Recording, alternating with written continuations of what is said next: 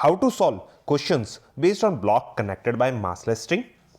तो इस तरीके के क्वेश्चंस किस तरीके से सॉल्व किए जा सकते हैं उनको चेकआउट करेंगे। देखो यहाँ पे हमारे पास 3 ब्लॉक हैं जो कि एक इस स्ट्रिंग से कनेक्टेड है और एक इस स्ट्रिंग से कनेक्टेड है, और ब्लॉक 3 पे जिसका मास m3 है उस पर फोर्स लग रहा है फॉरवर्ड डायरेक्शन में आगे की तरफ। ठीक है, तो ये जो ब्लॉक हैं ये ग्राउंड पे रखे हुए हैं, अनकंसिडरिंग कि यहाँ पे ये जो ग्राउंड है ये फ्रिक्शनलेस सरफेस है। कैसी सरफेस है? फ्रिक्शनलेस।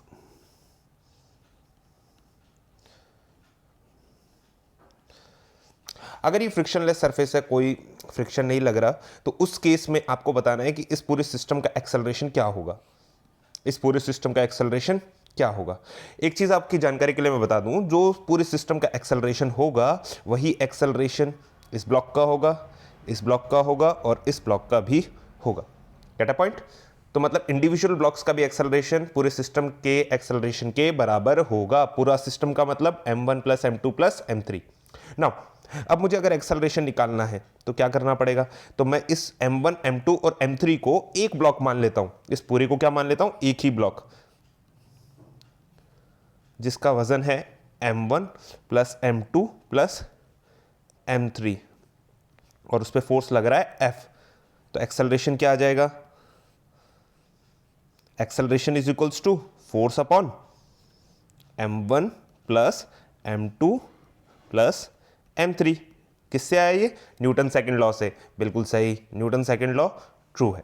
नेक्स्ट, अब अगर हमसे कहा गया बताओ कि अननोन फोर्सेस लाइक टेंशन, इस स्ट्रिंग के अंदर टेंशन कितना है, तो let's assume this tension is T1 and this tension is T2।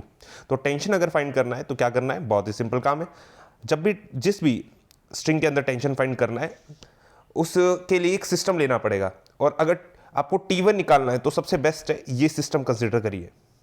सबसे पहले एंड जो आपका मेन सिस्टम है, मेन सिस्टम मतलब m1 m2 और m3 जो है ना, ये m1 m2 और m3 ये जो है ना, इनमें जो मेन ये पूरा मेन सिस्टम है, इसका एंड सिस्टम पकड़िए।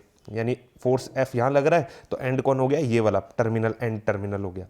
अब इसको पकड़िए, तो इसके अंदर मास, इसका मास कितना है? m1, और इस पर फोर्स कितना लग रहा है? T1 आगे की ओर। ठीक है, तो इसके लिए अगर न्यूटन सेकेंड लॉ लिखा जाए तो कहेंगे m1 into a is equals to T1।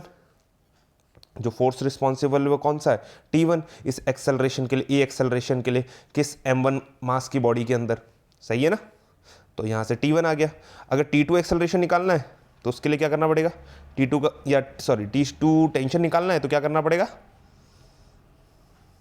ये सिस्टम लेना पड़ेगा।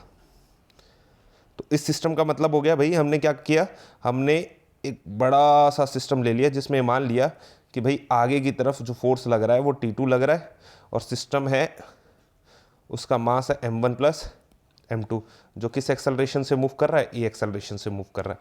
मतलब इस पूरे को एक ही ब्लॉक मान लिया जिसका मास है m1 प्लस m2। ठीक है, तो अब T2 की वैल्यू क्या आ जाएगी? m1 plus m2। अब तो आप आराम से कर लोगे, m1 plus m2 into a is equals to T2। लो, टेंशन T2 भी निकल गया हमारा, T1 भी निकल गया, एज वेल एज एक्सेलरेशन भी निकल गया। अगर वीडियो अच्छी लगी हो और इसी तरीके की और वीडियो देखना चाहते हो तो please like, share and subscribe to mind mapping. ठीक है।